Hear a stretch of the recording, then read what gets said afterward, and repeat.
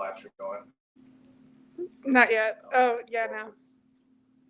It'd be good for people to see me adjusting the mics just skillfully. Good. Can you hear me? Is this like amplifying my voice? Okay, beautiful. Good to see everybody. Thank you for braving the cold dreariness and coming out to hear some poetry. Welcome to Poetry at the Point. This is our last reading before we kind of let out for the summer. So this is the last St. Louis poetry reading before August. My name's Andy Chen. That's McAllen Lay, my co-curator. We're so glad to have you. A few quick shout outs before we dive into our great reading tonight. We've got two super great readers. So shout out to members of the St. Louis Poetry Center, which are many of you. If you are interested in becoming a member of the St. Louis Poetry Center, you can find information in the back. Shout out as well to the Missouri Arts Council and the Regional Arts Council. Shout out to the Focal Point, which is this great venue that we get to be in. Just so everyone knows, if you go through that door and then to the left, you'll find restrooms out there. Hello to our Facebook Live audience, which McAllen and I successfully have made. And that deserves a round of applause. Yeah. Normally we're not in charge of such important things, but we managed to pull it off. One of the things that McAllen and I have enjoyed doing since we recently took over curating the series is we love to say hi to the folks who are at Poetry at the Point reading for the first time. So if this is the first time that you've ever been at one, could you just give a quick wave? Hi. Hey everyone. Thank you for being here. So glad you chose to join us. Yeah. Another thing after we have our two readers share their work, we'll also have a conversation with them back here, ask them some questions. So we would love for you to be thinking about any questions that you might like to ask them at the end. So just have that in mind. And then finally, another new tradition that McAllen and I have started is we like to start each reading with just by reading a poem by a poet that we admire. And so for today's reading, I chose it today. It requires a little bit of background, which is that McAllen recently finished her MFA and is celebrating that. We'll be celebrating that soon with the reading at UMSL. So I will be reading a poem by McAllen, and I thought that would be a great way to celebrate this achievement. All right. Litany in which you find the will to live. You open up to possibility. You forget the 1,000 ways the body resists itself. The sun speaks to you as if you are new here. Welcome. Today will be unlike any other. Blink fast. You'll see it's easy to be disoriented by all of this beauty, even easier to miss it when you're gone too long. The light does that soft thing. The coffee is strong. The joke lands, the room laughs. Whatever you find, even a speck of joy in, counts as prayer. But there is no miracle here, only motion. The gentle tyranny of continuity, of cycling and spiraling, but noticing now, finally noticing, thank fucking God, you are alive. Yeah.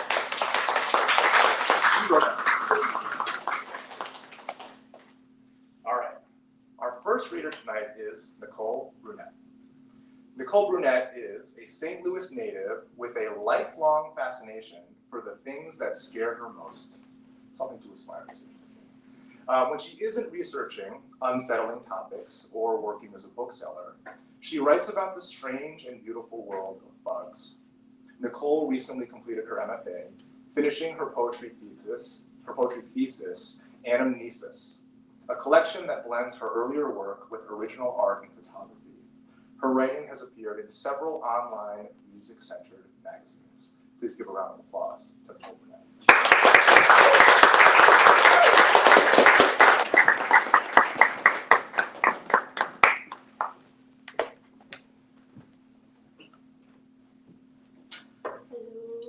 Hello. Okay, I'm soft-focused, so I'm just letting know. Yeah, so that is my poetry thesis. So most of the work I will be reading is from there. just because I kind of wanted to focus on like the evolution of me and like as a poet and like as what I've been interested in, because I think like the journey of being an MFA is a rough one, as Mac also knows, just because it's like you're really excited at first, but then it seems like, oh God, I don't know what to write about and I don't know who I am at the same time. So it was a lot of fun. So a lot of what my poetry revolves around, as well as bugs too, is grief and grieving, just because that's what a lot of my kind of years during my MFA was kind of, I was going through. So I started a collection called For Grief That Hasn't Happened Yet. Just because, like, after one death, I was just kind of anticipating many others coming. And so it was kind of a way for me to work through that feeling without feeling like I was just in a really dark place. So the first one of that collection is To Borrow. My room was brighter when I was 6, decorated with Care Bears, unapologetic for grumpiness and tender hearts. I loved to secretly blow bubbles, dancing while they rained down gently. In the doorway, a beaded curtain of cascading rainbows, suns, moons, and stars crunched against each other, announcing my entrances as celestial events. And yet, in my pink bed, under princess covers, I shrunk into darkness, imagining suddenly still chest that I wouldn't find till morning. I would sprint downstairs, gently pushing my parents' door open, holding my breath to hear theirs. Every year I grasp my love a little tighter, tense my body harder. So that's one of my kind of fears that I was working through. And another one is the bugs. So I apologize if anyone has a fear of bugs, because this one's a little bit gross. It is about ticks, one of my least favorite bugs, and I don't know if anyone has that as their favorite bug. And if you do, that's weird. But anyways, this is ticks. A grasp of skin yields and parts, ripping to then confine a mouth of razored teeth to my belly button.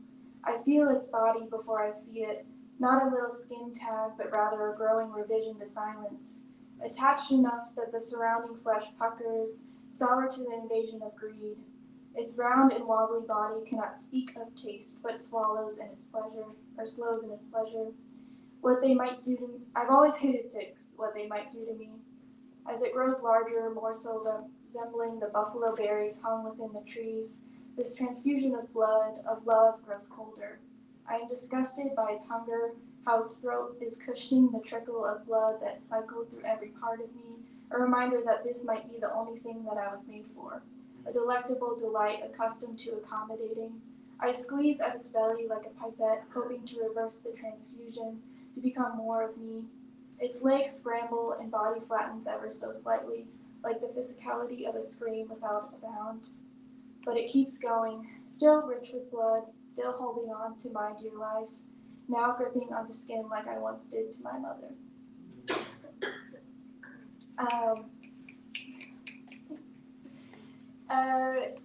So that was one of the ones where I was dealing with just like being a woman and kind of the time frame that we are in now, or just in general. But I started to focus on that after I needed, somewhere to put that feeling in, and it just felt like bugs was an easy kind of transition from those thoughts into this. But once again, the grief kind of kept coming back into my poetry. So one of the, interludes within that collection is this one. Some nights I need to sleep with my ring on, feel the tug as it hugs the width of my finger. As long as it's there within my sight as you are, I can hold on to peace longer. Because I found that the problem, but the good thing with having people that you love dearly in your life is that at one point you realize that they might not be there the whole time. And so it helped kind of processing this obsessive thought into my poetry. and I also turned it into a bug poem, another gross bug poem. And this one is called Treasured Maggot. If you die, I might be tempted to crawl into your body. Between the stench of formaldehyde and Gain detergent, I would lay my head atop your still heart and pump it to fool myself into thinking you're alive again. That might be better than celebrating an empty home after they painted and glued your lips shut, after they brushed your pale flesh to look like clay. They turn you into a masterpiece, filling the scar in your brow that I swipe my finger across when you sleep. All I want, all I've ever had, is you the way I love. You are always sing all of tomorrow, despite me only seeing its ends. Without you, I can only think of what a soft-bodied grub I might become. Like a devotee, I will only shine with the light you've given me. I could be a worm on your earth, but I would rather be the maggot in your flesh. And I think a part of my journey as a poet is trying to figure out what I want to say and trying to figure out whether it's important enough to say it. Because I felt like a lot of times I don't say the right things. And even though you revise a poem 100 times, it might just not land the same way for everyone. And becoming okay with it not landing the way you imagined it in your head is something that I've been working through a lot as well. So this is Keeping Head Above Water. So small I can slip through waves of conversation without notice. I am under, sinking into deep water while they rush and slow overhead. Above the surface, things are uncontrolled. The words crash into me, topic after topic. I attempt to follow the flow, dip up with the indications of humor, tread quietly during confessions, but either way my head gets drenched. I gargle out a reply, trying not to swallow too much salt water, but still. I lose my rhythm and find my mouth open mid-wave, swallowing too much and digesting none of it. The salt has seeped into my tongue. It sits awkwardly in my mouth, folding over my teeth, blocking the good words from reaching outside, tongue-tied. This is when I decide to sink lower, covered by isolated waters. I reach the floor, exhausted, among the forgotten. And with that, this poem came, I think, between the middle of my MFA, and I was just used to writing these really super long paragraph prose poems that didn't make sense because I was trying to say too much within just too little space. So finally I wrote like the shortest poem I think that has ever come out of me, that kind of explains how I feel okay not having really bad things happen to me if it means that, even if it means that I don't feel like my work is as good as other people with darker events, because that's okay. I have a good life and I should be thankful for that. So this is to the stars who listen. I do not want to move the stars to pity or know the pain that quiets them, but rather slip away soundlessly into a sea of stars. Because if I, in this wonderfully simple life, have moved a celestial body, I would think that others have nearly killed them.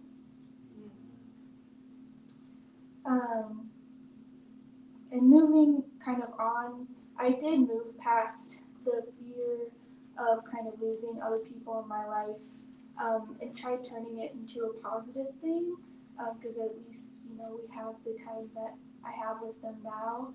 And I think focusing on that makes me feel a lot better within my writing. And so this one's called Homecoming. I've heard that all fish can walk these days, leaving their homes for viable places. Trees have started to root inside houses, asking for shade. The sun grew tired of being emulated and melted all the streetlights we've used to find home. But the stars are mingling more frequently, sprinkled among the sky in closer quadrants. The lightning bugs are sinking together again, blinking across distances and darkness. I breathe in slowly to listen less carefully as the world of haste and pressure slowly falls into permanent slumber, and I hear you're coming home to me. Because I think with all that's going on right now in the world, it gets really easy to get sucked into all the news, and it feels really hard to get kind of more focused on the good that's happening around us as well. There is a form of protest and, exploring what good things are going on in the community while there's such bad things. And so that's kind of me trying to work through that as well. But I think one of the most things I'm proud of is kind of changing my perspective as who I am as a poet, becoming, more open to writing about the positive things in that life that I am currently living. And so Perspectives was one of the last poems that I wrote within my MFA. That kind of made me feel like I'm kind of getting out of that rut, I guess. So Perspectives. Have you ever noticed how tree branches look like deer antlers, or how things look like other things? I try to find faces in the front of vehicles, or God's face in the clouds. I think I've always been searching like that, trying to make sense of what the universe has knitted together in the space that is so big and yet so small when you think about it. I like to look at the cars on the road when I fly, wait for them to look like tic-tacs instead of metal beasts. That is when everything feels less important, like maybe today was a bad day, but 8 billion other people had the same day as me, and maybe they've seen something better in it, perhaps me on a plane in the sky, making a hole for the eye of their God in a cloud. And that's it. Thank you.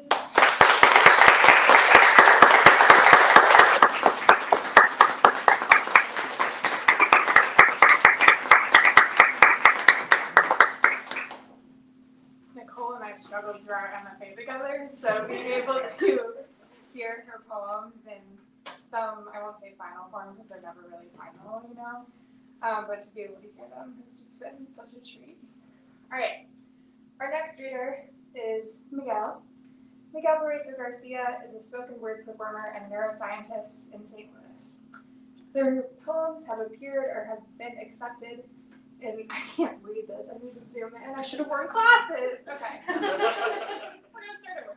All right, their poems have appeared or have been accepted in the Iowa Review, Poetry Northwest, and Change, Wildness, Brando Poetry, Rattle, among others. They've previously performed in spoken word and poetry slam circuits in Switzerland and the US, notably in the Zurich Theater Spectacle, the Chicago Filipino American Theater Festival, and Goody House in St. Louis. They completed their PhD in neuroeconomics at the University of Zurich, and they are currently a postdoctoral researcher at Washington University in St. Louis. Please put your hands together for Miguel.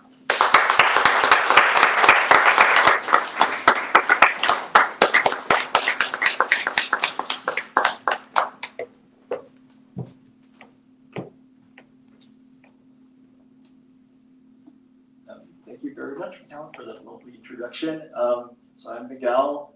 I started off my journey in slam, and the funny thing that kind of started is I was just just being dragged by my friends who were also they started out performing in slams, like just trying it out, like in the bars around Zurich, and then at some point I got dragged into it, and I haven't left, basically.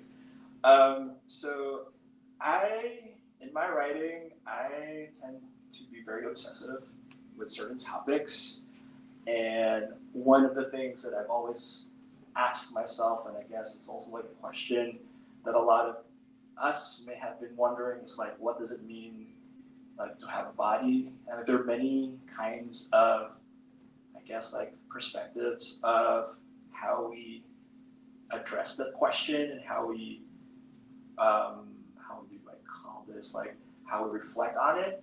So I have a couple of poems that kind of deals with it, and hope you'll enjoy. So the first poem I call this is entitled "Angels in America." They tried to live in the woods off grid, but the string tied to their hair pulled them back. They chose to be nothing, but God chose for them neither beginning nor end, the category of none, singled out from a cloud of stars. Despite protests, God cannot be bothered. God had no eyes when they made light. no ears to hear prayer. God is a random number generator, a star formed, a child born. Black hole ate another solar system. A mutation claimed another baby. Witnesses to these cycles of birth and death, and again, to bear this most infinite grief. The state of matter. At face value, a harmless costume, but a mask can turn boys into angels or demons, or America living in a tent outside heaven's gates or hell. It doesn't matter to the rain water filling the border patrol guard's boots, nor to the feather tucked in the mud. Water is a stubborn traveler finding its way through beds and cracks and pipes and bodies by the side of the road. Angel was asking for a few dollars, a greyhound leaving in 2 hours, and their wings mauled by the fangs of a chainsaw. Angels, not known to be tree huggers, but this one covered a sapling with their wings like dogwood, providing refuge to a boy in the forest from the rain. I've also being raised Catholic, so I've always been interested about the intersections of what is between the sacred and the profane. And some of the poems that I've been writing, or writing over and over again, kind of centers around the question. So this is one of these poems. It's called Self-Portraits on A4 Paper. The faces around me are on fire. A canvas painted over with an angry brush. Each stroke, a knife on skin, the oil with bleeding rosaries, the pillows damp and wet, the bedsheet, an ashtray, the crave for another hit and another. During every flare-up, my hair becomes a god in the guise of a burning tree. My body in fetal pose, so many in the corners of the house are me posing nude, a burning man without reflection. But today I notice my belly bloated, my right cheek blushing from my own slap. On the sofa, my thighs feel the leather upholstery. I notice it was today, a win for a life, perhaps. Here, sertraline is the only blue taken daily. Each refill is a pair of lungs filling with clean air. Each day, and a day, and another day. So I also talk, just because as an individual living in a body, I also talk about, what are the anxieties that plague me on a day-to-day basis. And I guess also just because, the question why I've been concerned about the body as kind of like an object and a subject at the same time is because there are a lot of things that we ask about ourselves, the things we are insecure about, what other people perceive of us, what we think of ourselves, or at least our future versions of ourselves. And I guess at the end of the day, I feel through the poems, I kind of try to address those questions. I have no answer to what that may be, but at least through the poems, it's always an ongoing conversation. So this poem is called The History of Boys Searching for a Mother of Pearl. But the corals are bleached, the sea full of water, but empty of sirens and monsters. My childhood empty of mothers. My mother emptied her womb and filled her belly with moths. There was a moth on the wall, and then there was the light striking from outside. The fuse exploded, and the mob was packed with boys searching for a mother. Some of my poems also venture into certain archetypes, and for a lot of the poems, it's always like occupied by a lot of the women in my life, especially with my mom and my grandma. And in a way, I've also like dabbled with the question of not necessarily being an avatar, like having them as my avatar, but just because like I grew up with them and like all the values and the ways they've had to struggle through life, it's something that I've also imbibed through my own day-to-day experiences. So I feel like their perspective has also became my perspective as I go through life and also living in my body, basically. So this poem is called The Distance Between Two Telephone Poles Measures the Length of the Scarlet Scarf Covering My Eyes.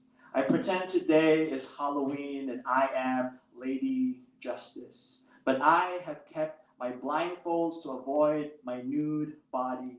I am afraid of skin and the sorrow the scars carry. It is scary to confront a broken mirror and witness the universe of undesires, unwanted freckle of an unwanted child, the nose that forgot the scent of lavender, the teeth that ate too much ice, a boy frozen in the Arctic, and when he had thought he was too far away from home. This poem is called At the Japanese Tea Garden. Neither oak nor sycamore, not the names from a human tongue.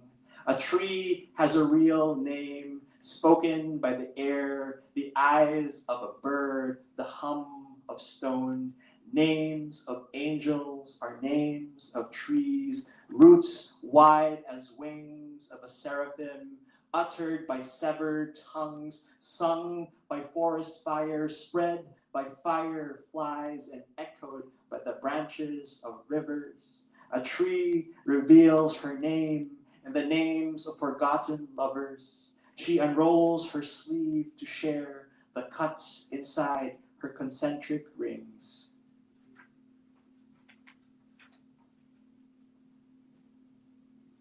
And this piece is called Sagrada. A glass dome, light on the ground, scattering like rain. What is spilled on the floor is neither blood nor venom, but 1,000 kisses. Hear the liturgy preach by the leaves of redwood.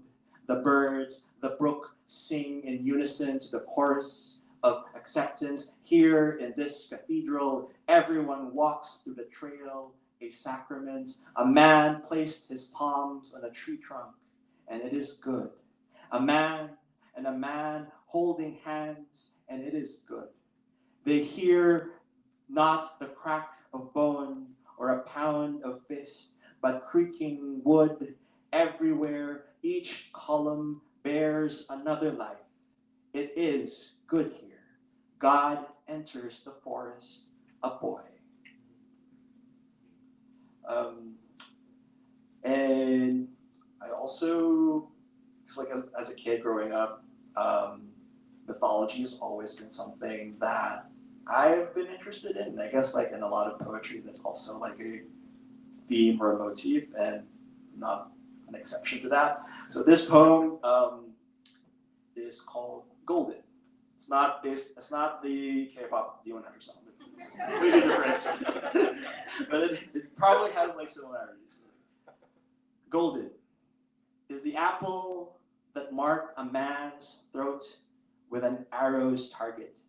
Paris is burning at the stake for choosing the wrong goddess. For once, judgment was not handed to a witch when a tree dies. The earth, a day closer to terminal cancer. Here, angels in America are born on stage, wicked in the eyes of men.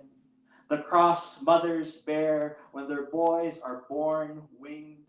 The birth of Venus comes to mind after I close the door and my client is asleep. My sisters and I are midsummer chasing the fever dream of an apartment with a balcony, a bank account, a father that no longer sees a child as his likeness, but as a queen with an armored body, a burning sword and a supermodel face. I cut the women from the magazines and turned them into martyrs.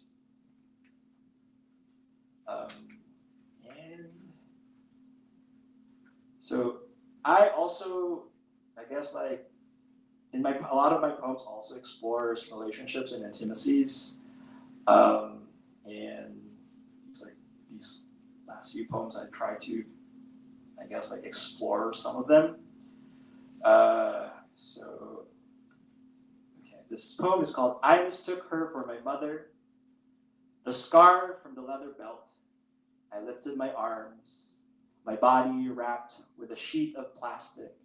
In a sheet of music, my mouth was stuffed. Like a moth, I was drawn towards the flame between my breasts.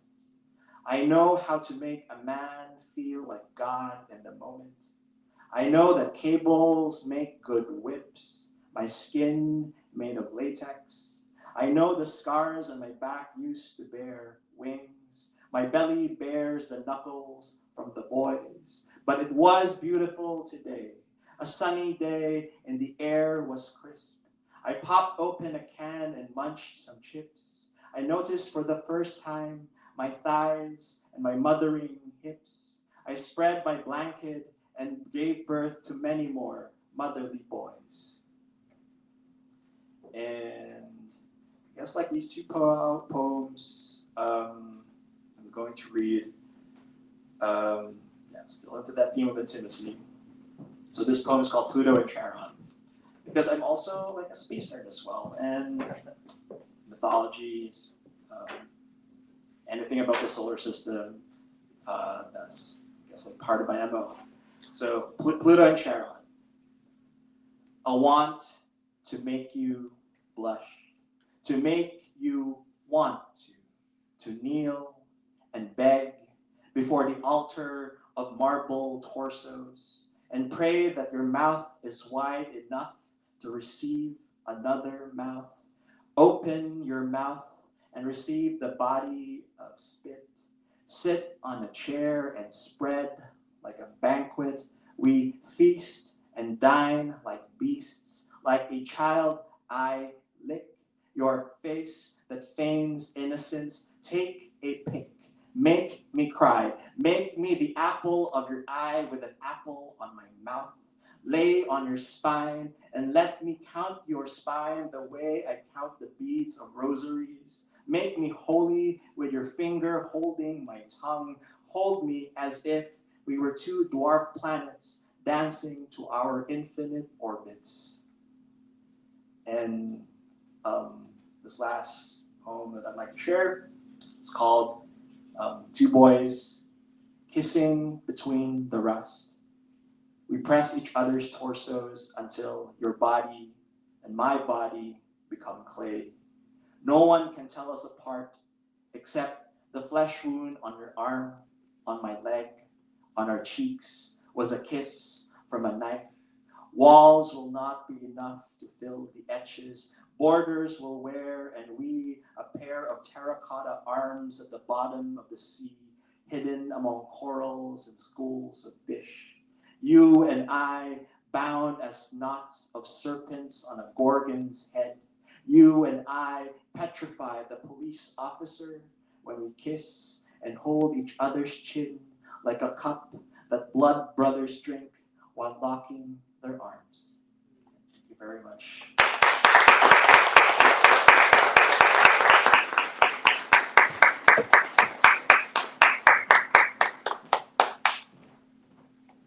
Could we give one more big round of applause for it?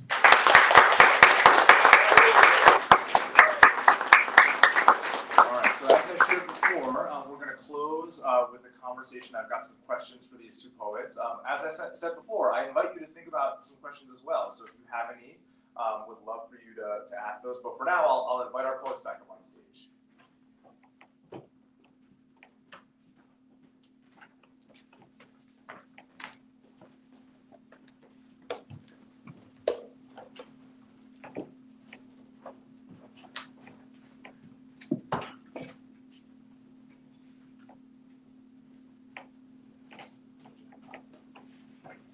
So I'll start out with a question of my own. I really, really admire the way that each of you write about the body. So I have kind of a question for each of you. So for Nicole, I specifically appreciate and enjoyed how you're often writing about the body in poems that are about bugs and about like bugs' bodies. And I found that like really delightfully surprising because our bodies are so different from bugs' bodies. And so I'm curious, like, what is it about that connection that you find so interesting? Yeah, very different. I do think that a lot of bugs don't get a lot of sympathy in the same way that I think people don't get a lot of sympathy. So I think there's a really similar connection in that way of like we kind of don't think about these really, kind of minor things. And so bugs is kind of like an outlet for me to kind of explain that. I don't know, it feels easy just because I feel bad for bugs. And I put my own like hatred towards them. And so if I can kind of make myself feel sympathetic for them, then I think that's a step towards being kinder to other people. Especially when you work a customer service facing job. So yeah. And so for Miguel, I think the way you put it just now, Nicole, was about like using bugs as like an outlet to explain the body or explore the body. I'm curious for you, Miguel, like what are those kind of outlets or ways that you explore the body? I think another way of putting it is like, what are your bugs? I mean, it might be a little bit nefarious to say about this, but I do think that the women in my life are like my parallels to what bugs are. Just because, I guess I can only write or think about from experience, and both my mom and my grandma have always been those like very important figures. I love them and I hate them at the same time. For all reasons that I guess like me growing up had to deal with it, and just understanding them only in hindsight. So I guess just because, as I guess also what Nicole's pointed out,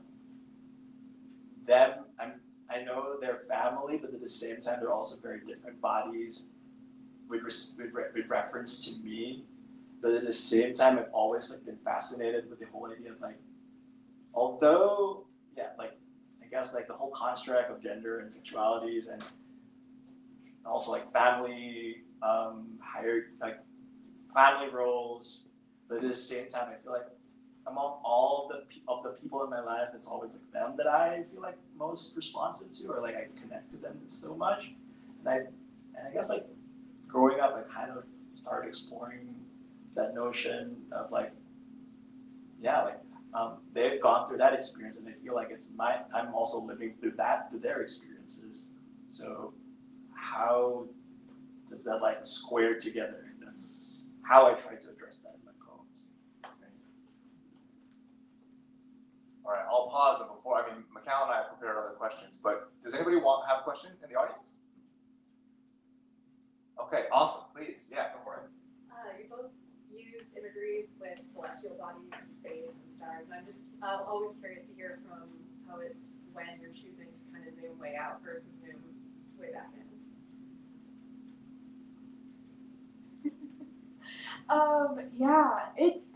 I think it's really hard to write about those connections because it's hard to not go into like the cliches and kind of work that way.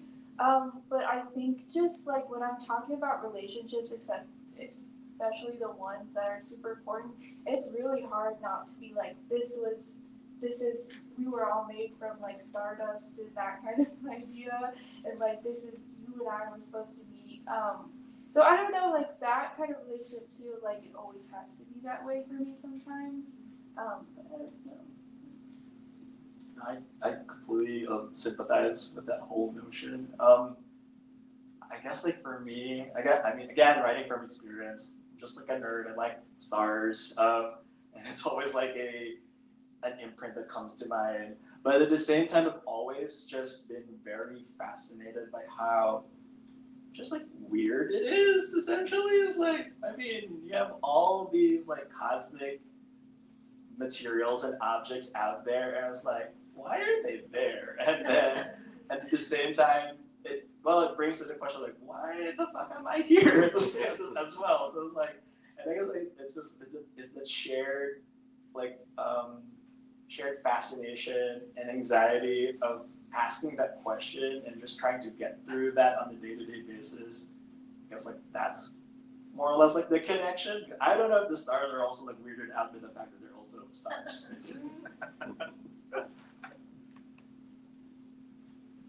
Any other questions from the audience at this moment? Yeah, please. What do you like about the relationship between poetry and science? That's a good question.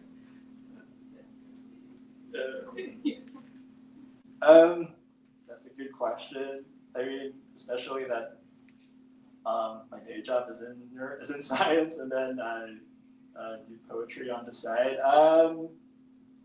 I feel like I can answer. I probably could answer this in two ways. On one end, I feel like for me at least, like I always feel like poetry is a good juxtaposition between my day job because like I feel like I will probably go insane if I don't have an outlet where I can also just explore things where not a lot of things don't have any rational or logical sense, and I feel like poetry allows me to go through those things and provides me with that permission and grace that I probably would not have figured all of those things out. That's one way. And another way, I also just feel like I feel like there's actually more intimate relationships, an intimate connection between science and poetry, just because both poetry and science comes from a perspective of, like, at least for me, like wonder and fascination. And that's, I feel like that shared language that things, like, at least like for me, when I think about poetry, like things have to be like material in the sense that you need to, like, has to be like tactile, it has to be like, it's not like an abstract concept that you can float into the stars, basically. Like, it's something that I can like confidently say that this is an object that I want to put into the foray into my poems. And much in the same way, like for me, like what good science is basically like if you can express an idea and a 6-year-old could fully understand it, then you're actually doing good science, as opposed to just if it's like something that I guess like still is very archaic or very abstract. That means to say that science hasn't been figured out. I feel like that, and I feel like if you watch these like TV shows where physicists explain, like do their explainers, they're doing good science because like if they can teach you like very like bizarre, complex ideas in a way that's very intuitive. I mean, to be honest, they're doing poetry like there because like they're doing the images, analogies that you can like relate on a personal level. I feel like that was a really good explanation too. I don't know. I guess I didn't really think about like the science of having bugs in my poem, but I think kind of similar. Like the benefit, or I guess the cool thing about writing bug poems, not only is just like seeing the relationships between kind of all creatures on Earth, is that like you'll spend like 20 minutes in an MFA workshop arguing about like how bugs work, and so like you guys just kind of all learn together, which is a cool part of it. So that's All right, I'll come back to the audience in a sec. So if there are more, I'll come come back to you, but I wanted to ask about. So I'm someone who gets really obsessed with things, like both in my writing and also just as a human, and that seems to be the case with you too, at least in your writing. I mean, you even use that word explicitly in introducing a poem. So I'm curious how you each see obsession playing a role in your writing, and like wondering what kind of knowledge and meaning lie in a person's obsessions. Yeah. When I started my MFA, I don't think I really knew what I wanted to write about, but it was kind of creeping its way out through like the occasional bug poem. And so I was sitting in my advisor's office and I was like, I don't know what to write about anymore. He's like, well, what if you did bugs? And I was like, I don't want to be the weird bug poet. I'm not going to do that. And then it turns out that's who I am. But I think like really diving in and figuring out why you're obsessing over something is really important. Because like you're always figuring yourself out, even though you think you have yourself figured it out. And so, yeah, it's just really important to, like, I don't know, mental health wise as well. I don't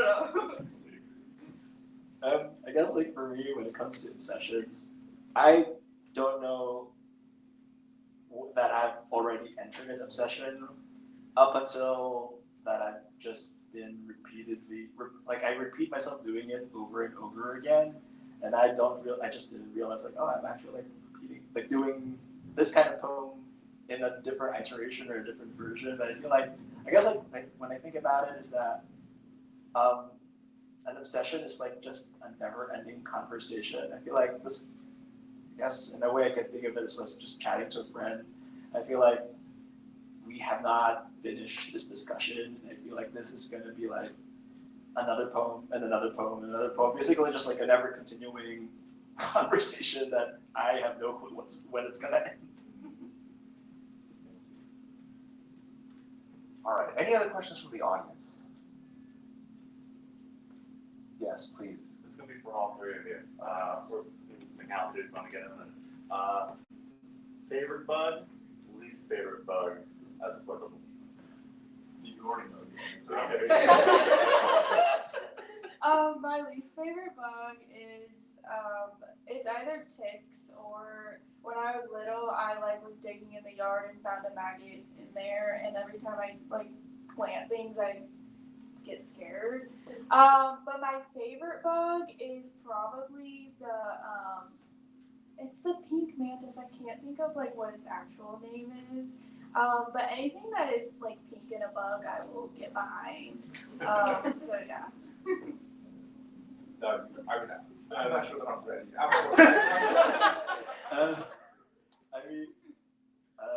My least favorite is, for some reason, my least favorite is the centipede. Just because I don't know, just a lot of legs. But weirdly enough, my favorite one is actually the millipede. Just because it has because it feels like I don't know, it's yeah, they're cute, and at the same time kind of springs. I mean, that's the way I think about it. They're cute, but not centipedes. All right. So, thank you for inviting me to the question. I mean, least favorite is very easy for me. I'm going to say mosquitoes. I have my body has whatever combination of chemistry that makes me react really badly to them, and they also really like me. So I think favorite, I really like stink bugs. I assume that they're named that way because they smell bad. I've never had that experience of them. I just think that they're kind of cute, and I don't know, they're handsome, they seem, I don't know. Anyway, that's my answer. Thank you. Matt, you want in on this? Yeah. So I think my least favorite is probably a silverfish because they pop up in the bathroom and I'm like, get out of my house, I'm like, you're not supposed to be here, but yet you are. And then I think my favorite, I'm torn between a praying mantis because I love watching them. I find them very fascinating, and just seeing one in the flesh, I'm like, whoa, look at you. But I think also, and this is very practical of me, but dragonflies, because they eat mosquitoes, those are up there for me. Yeah, thanks for inviting us to this discussion. All right, so I think we'll close on just a Poetry at the Point classic, which we refer to as Gathering Paradise. And so what I would love for each of you to share is just something artistic. It doesn't have to be poetry, doesn't have to be writing, but something artistic that has been bringing you joy recently. And while you think, I'm happy to share one first. I really love Olivia Rodrigo. She has a new album coming out, new song, Drop Dead, which I've been repeating. So that's my answer. My current hyperfixation is Hadestown, the musical. I saw it a couple months ago and it has lived in my brain since then, just because it feels very important right now, so yeah. I guess like my current fixation is that music video by Lady Gaga and Doechii called Runway. I mean, I just like crazy, campy, like over the top, everything. And I guess in a way that's also reflected by poems, like can be camp. I try to be, or but yeah, those are currently what I. All right. Thank you all so much. As I mentioned before, Poetry at the Point is about to be on summer vacation, so we'll be back in August with Chris Watkins and Lex Guffey. Yeah, so exactly. Yeah, so it should be great. Keep an eye out on social media and our website. So just to close, just want to say until we meet again, open a door, keep the door open, and please give one more huge round of applause to our two great